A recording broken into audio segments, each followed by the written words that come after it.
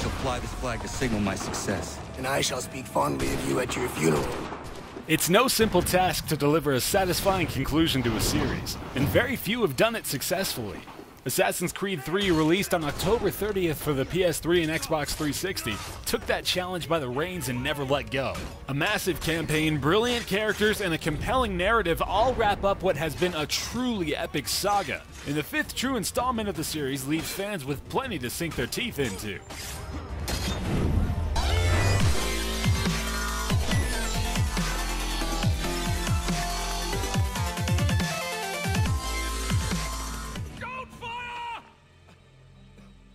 Unless fired upon!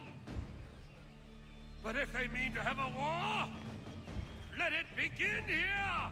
Set in the 18th century in the midst of the American Revolution, Assassin's Creed 3 puts you in the shoes of Radun Hagedun, or Connor as he comes to be known, a Native American born of a Templar and controlled by main protagonist Desmond through the wonders of the Animus. Wow.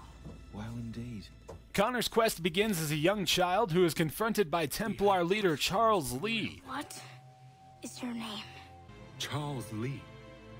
Why do you ask? So I can find you. The spirit of vengeance is kindled inside young Connor as he grows into adulthood, and he pursues training from the typical old grizzly guy mentor Achilles. This training leads Connor into a quest to rid the colonies of the evil Templar influence in the way only an assassin can: merciless rooftop slaughter. While the introductory sequence is a bit slow to its feet, the game carries itself brilliantly from that point forward. The pacing is excellent as the player is kept consistently engaged between points of interest, and throws curveballs in the form of side quests populated throughout the world map. No less than a dozen Shawnee hunters had us surrounded at the point of musket and arrow. Missions range from recruiting more fellows to your cause to improving the features available in your homestead. And these missions are abundant. Spare me! Go! Tell the friends you have left what happened here. There is a massive amount of exploration and side questing available in Assassin's Creed 3. More importantly, though, is the manner in which they affect the main storyline, which is to say they really don't. The most common rewards to these side quests are either money or rewards that make it easier to complete more side quests. Of course, there's no problem with that, and in fact almost makes the many missions more compelling as a sort of storyline of their own. Speaking of compelling, oh my god, naval missions. If someone were to port the naval missions into their own $10 Steam game, I would buy it 4 times. The water in this game is absolutely gorgeous, and the perspective of the player as a ship captain is executed brilliantly.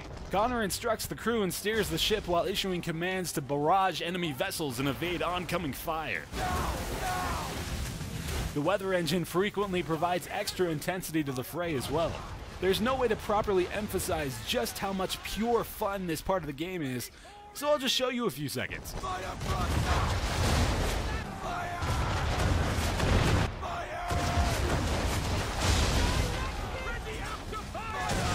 Alright, moving on. As I mentioned before, storytelling has always been a strong suit with Assassin's Creed, and 3 does not stray from the course. The writing and voice acting are top tier, and along the way you'll encounter major historical players who are seamlessly woven into the narrative. As humble as he is brave. We could use more men like you. The events of the American Revolution are captured magnificently and also provide a respectably genuine outlook of the harsh reality of the era. As you progress, you'll begin to reach an inner conflict while a trend develops in the dying thoughts of your enemies. Without spoiling anything, a depiction of humanity is painted in which there is no clear evil, deftly leaving the classically defined notion of hero and villain out to dry. Gameplay will be extremely familiar to fans of the series. Unfortunately, this also means that glitches can run rampant.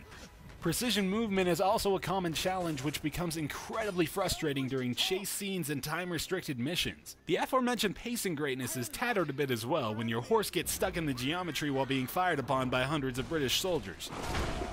As far as providing a satisfying conclusion to the lavish Assassin's Creed storybook, 3 does about as good of a job as it could. It will likely leave many fans yearning for more, but it should do the trick to sate the hunger of most. Make us safe.